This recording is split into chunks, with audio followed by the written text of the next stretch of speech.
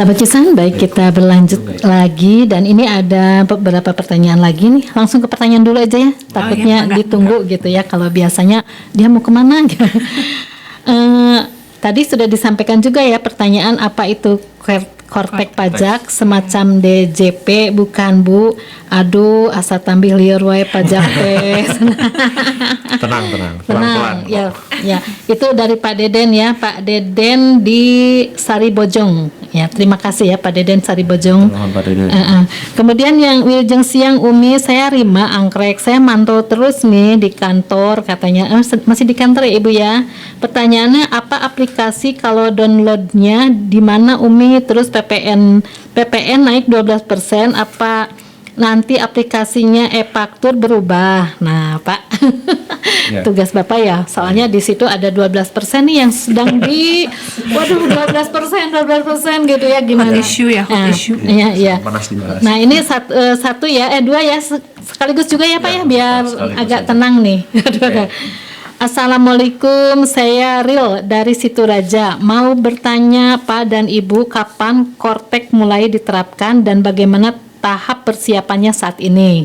Dan apakah ada fitur tertentu yang dirancang untuk mengurangi resiko wajib pajak terlambat atau lupa membayar pajak? Nah, udah Pak ya? Ya. Siap. Baik, saya Silakan. punya pertanyaan dulu. Terima kasih pertanyaannya. Tadi yang pertama siapa ya Bu ya?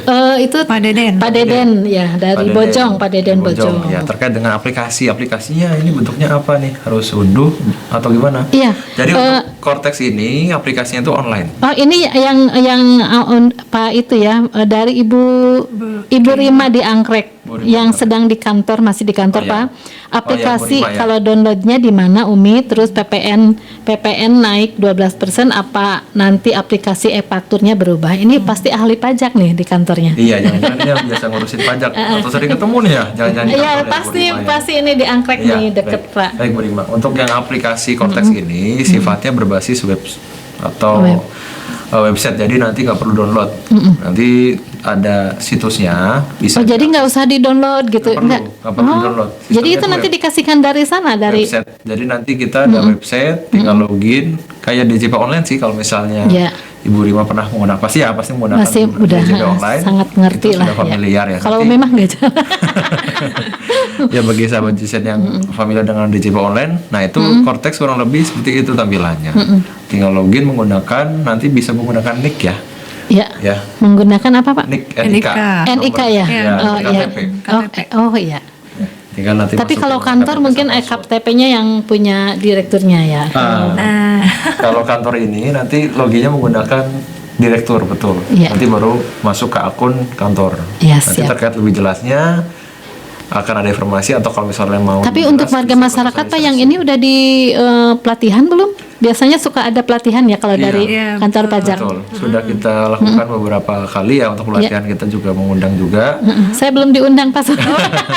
Ya nanti Bu ya. Nanti Nggak kalau usah misalnya Pak, ada- nanti aja dari apa-apa. Bapak langsung. Iya. Terus yang kedua tadi yang PPN 12%. Ya. Ini kan sedang Betul Pak itu. panas-panasnya Aduh, ya. tadi penasaran. Kapan mulainya yang 12% juga? Ya, itu sebenarnya kan sudah diamanatkan di Undang-Undang Nomor 7 Tahun 2021 Iya. di Undang-Undang Harmonisasi Peraturan Perpajakan. Iya. Memang untuk PPN 12% ini diterapkan itu mulai maksimal tanggal 1 Januari tahun 2025. Ya. Jadi mulai tahun depan nanti semoga ya ada aturan lebih lanjut mengenai pengaturan PPN ini karena sedang dilakukan pembahasan. Iya. Seperti itu. Iya masih ya tenang dulu Iya, ya. tenang aja, tidak semua barang itu dikenakan PPN 12%. Seperti Iya. itu. Masih ya. Itu yang tadi yang pertama Pak? Yang kedua terkait dengan yang pertama aplikasi ya. Ya aplikasi ya. Aplikasi itu online, sifatnya Sifatnya online ya. online dan web, Ya siap. melalui web. Ini ada lagi dari Pak Grandi, sebentar nih Pak. Ini dari Pak Grandi nih, saya baru menerimanya. Saya Pak KD mau tanya, katanya untuk lapor SPT tahunan orang pribadi 2024 masih pakai DJP online atau sudah pakai Kortek? Ya, jadi khusus untuk pelaporan SPT data tahunan tahun 2024 ini kita masih menggunakan DJP online. Jadi tenang aja. Iya. Masih pakai sistem yang dulu Dulu ya. ya. Jadi pasti masih familiar semuanya. Ini gitu. yang tadi kan kapan katanya ya? Oh ya, kapan?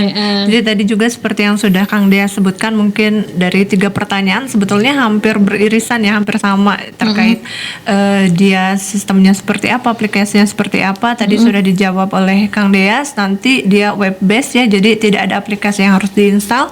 Jadi kita mengaksesnya menggunakan browser Google Chrome seperti itu. Nanti ada alamat yang bisa kita ketik seperti DJP online juga sekarang, tapi nanti mungkin lambat laun kita akan meninggalkan DJP online, semuanya kita menggunakan Cortex ini. Sebetulnya Cortex ini lebih komplit mungkin ya. Iya, betul. Jadi ada Semuanya. misalnya untuk satu aplikasi, Iya. tetapi untuk semua mungkin Iya, ya kayak betul, gitu. betul sekali. Jadi kayak memasukkan ada DJP online di situ untuk Ada. pelaporan, ada untuk faktur di situ untuk pembuatan. Mengaktifkan mungkin ya, Betul. jadi kita nggak usah ke sana gitu Iya, ya, Pak, ya. betul. Oh gitu ya. Nah, sip kalau gitu mah tuh Pak. Aduh.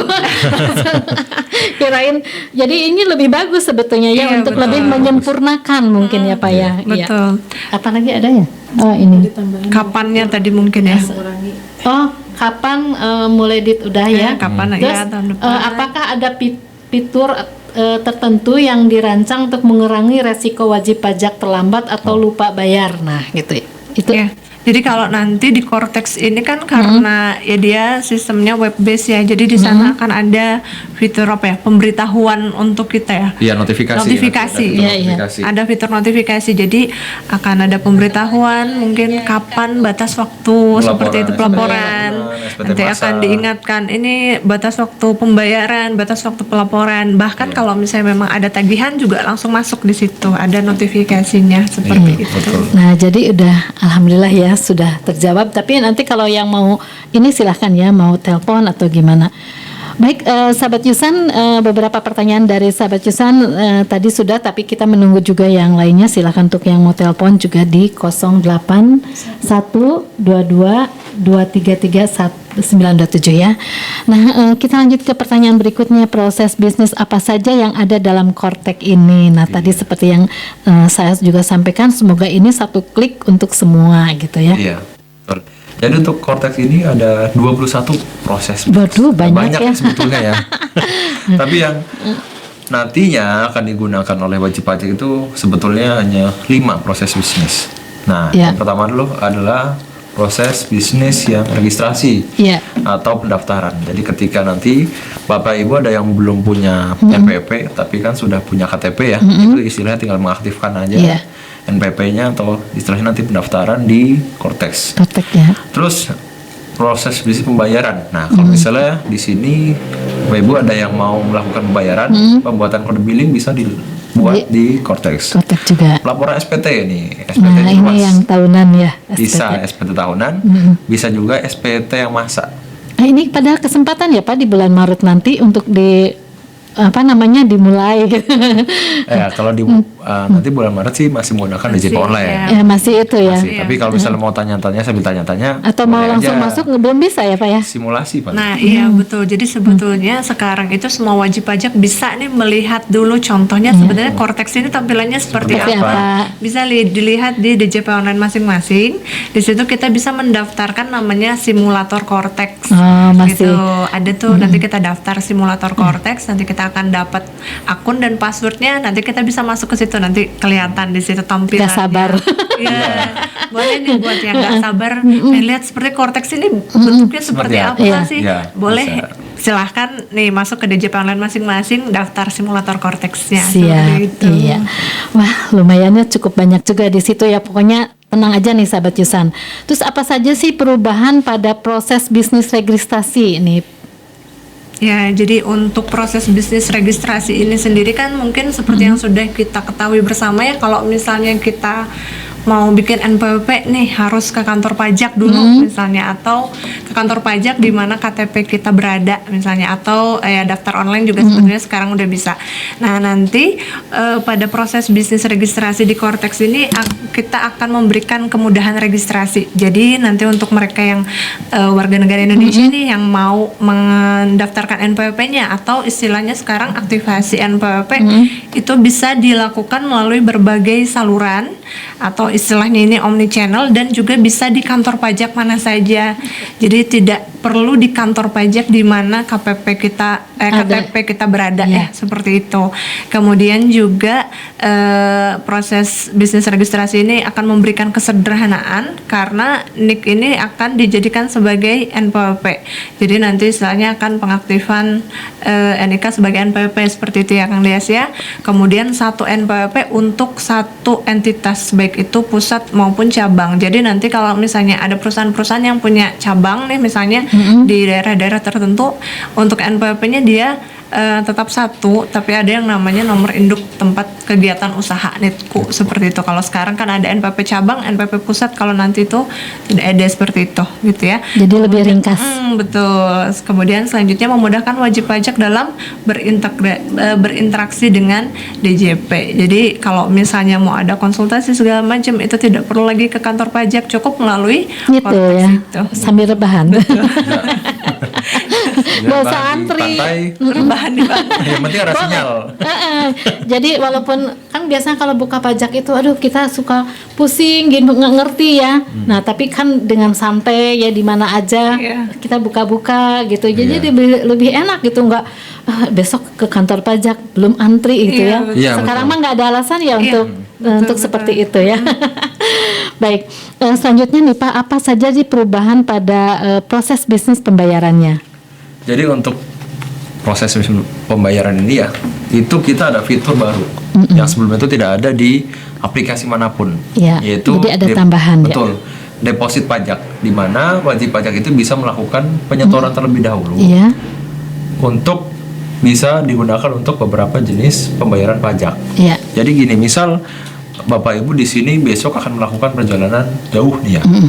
Nah, nantinya mungkin itu tanggal merah juga dan udah pada tutup banknya nih. Iya. Ya, jadi mungkin nggak sempet nih mau nyetor ke bank tuh nggak sempet. Iya, iya. Nah, itu ini bisa memanfaatkan dengan fitur deposit. Jadi menyetorkan dulu di banyak, misal beberapa jenis pajak di storein dulu jadi satu ke deposit pajak. Nanti pas mau dilakukan pelaporan, pas mau bayar baru dipindahin ke sesuai dengan jenis pajak yang akan dituju. Nah. Jadi nggak perlu lagi ke bank. tuh ya. Cukup sekali aja ke bank, nggak perlu bolak-balik lah, ibarat sekali ke bank itu bisa digunakan untuk berbagai jenis pajak ke depannya. Jadi ini pengalaman saya juga Pak. Pada saat kan kalau yang kemarin itu ya, kalau telat aja misalnya 1 hari nih, hari ini teh tutup sore, ternyata aplikasinya nggak jalan gitu Iya. ya.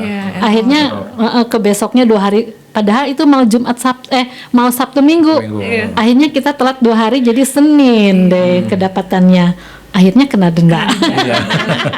Nah, tujuan deposit pajak itu Nggak, salah satunya sekarang nggak bakalan seperti itu lagi ya. mengurangi potensi adanya denda. Nah, Gitu. ini tadi Jadi, pertanyaan dari Bapak siapa nih yang di sini ya? Tadi apakah bisa? Ini bisa kan berarti untuk bisa mengatur atau mendetek gitu ya apabila ada keterlambatan atau lupa bayar pajak ya berarti. Betul. Terus Ya. juga nantinya ada fitur di mana permohonan pemindahan bukuan, terus pengembalian pajak, Iya. imbalan bunga itu lebih mudah dapat secara online Iya. di KPP mana saja. Nah, ini salah satu sifatnya dari yang Cortex ini tadi sudah disampaikan juga oleh Iya. Teh Fitri, itu borderless. Jadi wajib pajak di sini tidak terikat di satu KPP saja Iya. sesuai dengan KTP, tapi bisa diajukan permohonan ke KPP yang lain. Yang lain, ya. Sesuai dengan mungkin orang Sumedang lagi di Jakarta, orang Sumedang lagi di Aceh misalnya, Iya. di KPP terdekatnya bisa. Bisa ya. Mau hari libur ya, sekarang bisa Kalau dengan libur aplikasi. bisa, tapi pakai Ortex. Ah. Kalau kantor pajak tutup. Iya, tapi kan kalau aplikasi atau Aplikasinya digital tetap mah mungkin bisa berjalan ya. Nah, itu keuntungannya mungkin ya itu ya, Bu ya. Nah, seperti itu. Jadi kalau sekarang itu online ya, nggak offline. Jadi kalau kemarin kan offline itu keterlambatan kerasa banget gitu ya. Nah, sahabat Yusan, untuk ada nih, apa saja perubahan pada proses bisnis pelaporan SPT. Nah, ini penting ya sahabat Yusan. Ini pelaporan SPT yang akan kita garap di bulan Januari sampai Maret berarti ya, Iya. SPT ini. Iya, SPT Nah, tahun. coba nih sahabat Yusan dengerin. Oke, baik. Jadi mungkin penekanan dulu ya terkait SPT yang akan kita laporkan nanti di bulan Januari sampai Maret untuk Iya. orang pribadi dan Januari sampai April untuk yang badan, jangan Iya. sampai telat ya, Iya, nanti betul. 1 juta dendanya. Itu lebaran. Itu masih kita laporkan melalui DJP online yang Iya. saat ini masih kita gunakan. Jadi Iya. nggak apa-apa, nggak perlu apa apa sih namanya khawatir ya nanti ini pakai sistem yang baru gimana, enggak, kita masih menggunakan DJP online sistem yang lama khusus untuk yang 2024 ini. Iya. Nah, tapi nanti ke depannya ketika pemberlakuan Cortex ini terhadap proses bisnis pelaporan ini kita juga akan melakukan simplifikasi istilahnya. Jadi kita melakukan pelaporan itu cukup di website itu saja. Jadi kalau misalnya sebelumnya kita mau lapor SPT tahunan di DJP online misalnya, kita mau lapor SPT PPN nih misalnya untuk yang PKP itu menggunakan web e-faktur. Kalau nanti itu di satu website yang sama yaitu di Cortex ini. Jadi tidak perlu pindah-pindah aplikasi untuk laporan, cukup di satu aplikasi. Nggak bingung saja. gitu ya. Kemudian selanjutnya ini nih untuk para PKP pengusaha kena pajak nih, mungkin Jusian juga PKP ya Bu ya. Iya. Jadi kalau sampai dengan tahun ini kan kita ketika mau menerbitkan faktur pajak itu faktur pajak yang bisa kita terbitkan itu terbatas hanya pada apa sih namanya nomor pajak yang memang diberikan kepada kita. Iya. Jadi kan kita permintaan nomor seri dulu ya, jatahnya berapa itu yang bisa kita gunakan.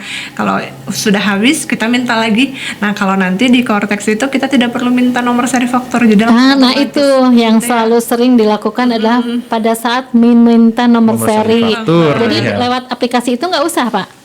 Nggak usah, Tidak ada. nanti kita langsung buat faktur pajak langsung otomatis nomornya langsung Tapi diberikan kalau oleh yang sistem. tahun sekarang masih tetap ya? masih sampai dengan 31 Desember. Itu yang suka ngantri deh. Iya, iya, gitu. Tapi kalau nggak ada itu nggak keluar dong ya Pak Iya, ya bisnis nggak keluar. kitanya. Betul. Aduh nggak cair. Kalau nanti nggak perlu nunggu-nungguan lagi nih, cukup kalau misalnya kita butuh untuk menerbitkan faktur pajak ya udah tinggal terbitkan. Lebih ringkas saja. ya Bu ya sebetulnya ya. Aduh bagus deh.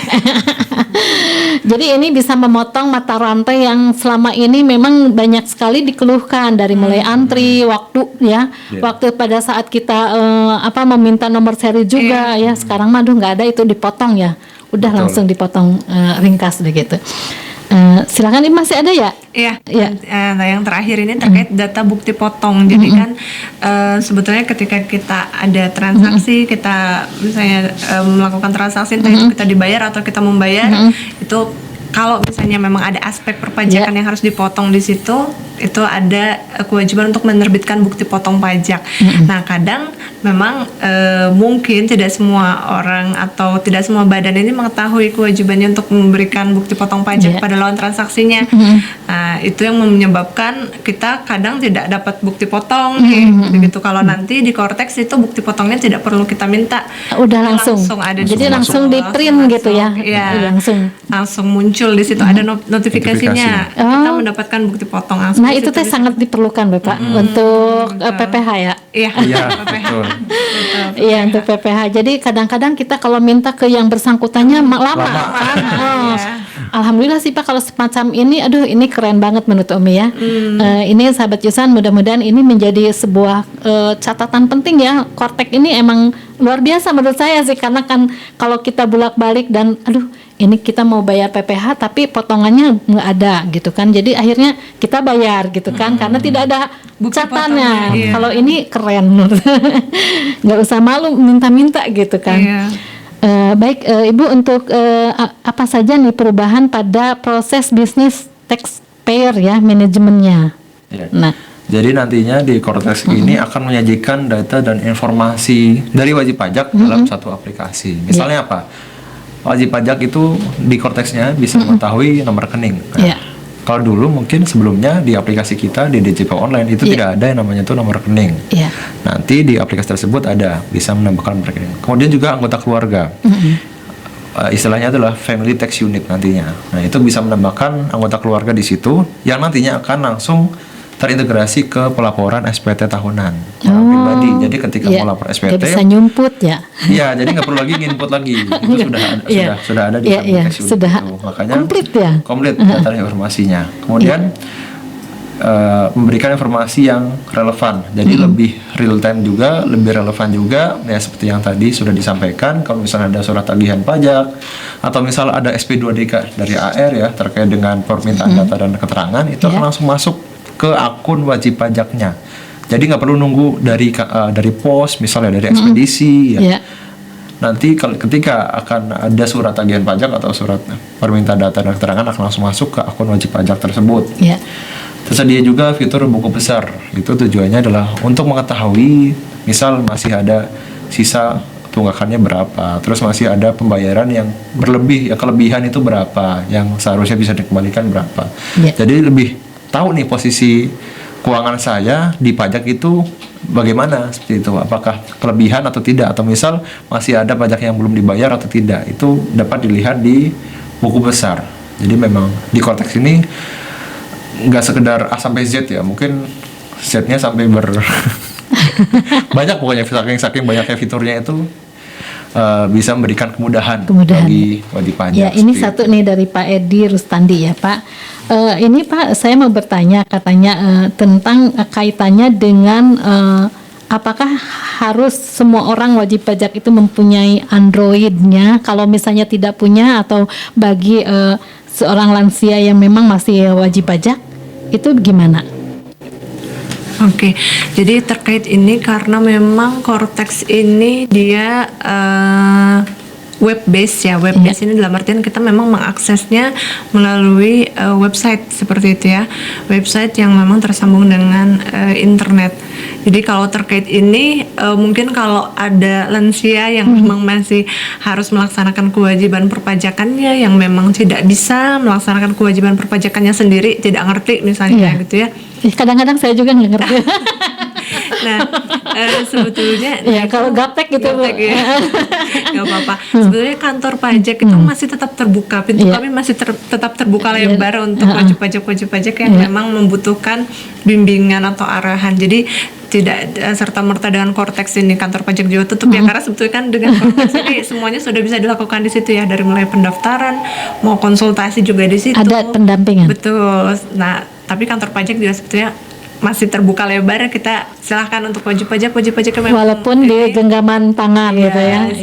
Ya. Mangga. Kalau itu mungkin solusi satu-satunya adalah silahkan datang ke kantor pajak, nanti akan dilakukan panduan bimbingan oleh petugas yang bertugas seperti itu ya.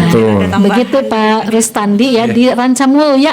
Pak Rustandi, terima kasih ya untuk pertanyaannya. Ini mengkhawatirkan karena kan walaupun zaman digital katanya tetap aja kalau misalnya orang gaptek ada atau orang yang nggak ngerti ya, tapi dia masih wajib pajak seperti itu, tetap ya bisa dipandu. Bisa dipandu. Jadi jangan khawatir ya.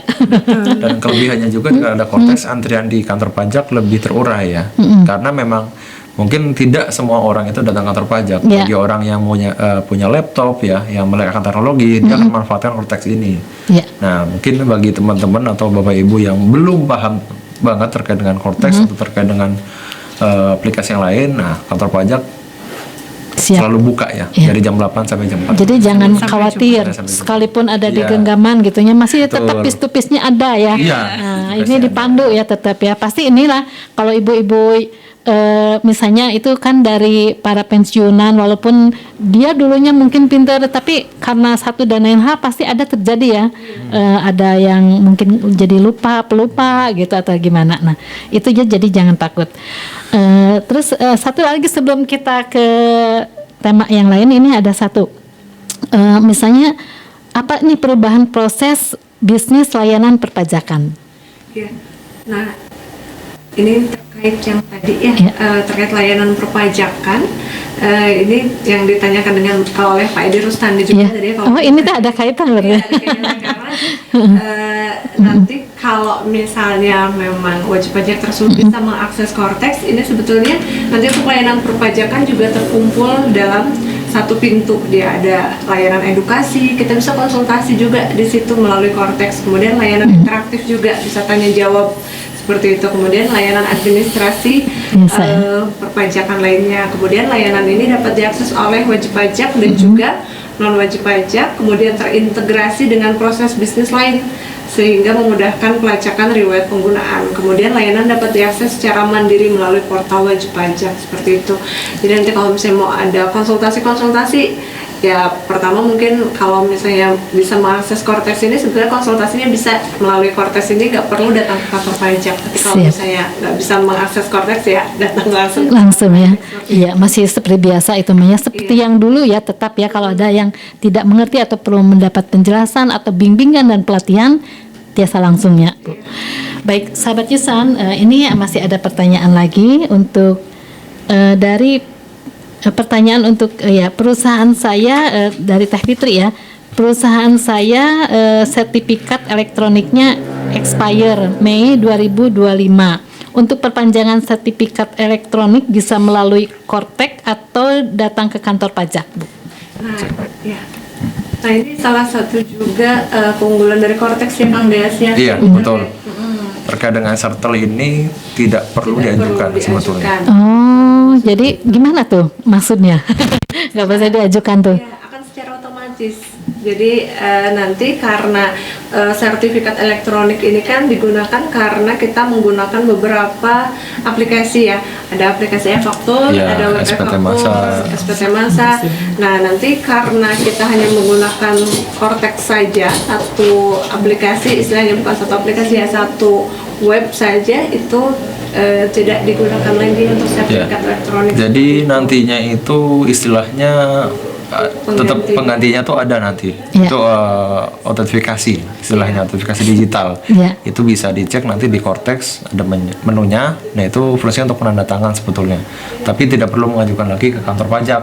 Gitu. Jadi sekarang langsung ya? Bisa langsung diajukan ya? di Cortex itu Iya. sebetulnya. Ya, Bu Fitri, terima kasih ya, tadi sudah disampaikan. Jadi aman-aman saja sebetulnya untuk perpanjangan sertifikat elektroniknya bisa langsung di Kortek. Iya, di Cortex ya. Iya, bisa ya. Walaupun ini belum mulai kan?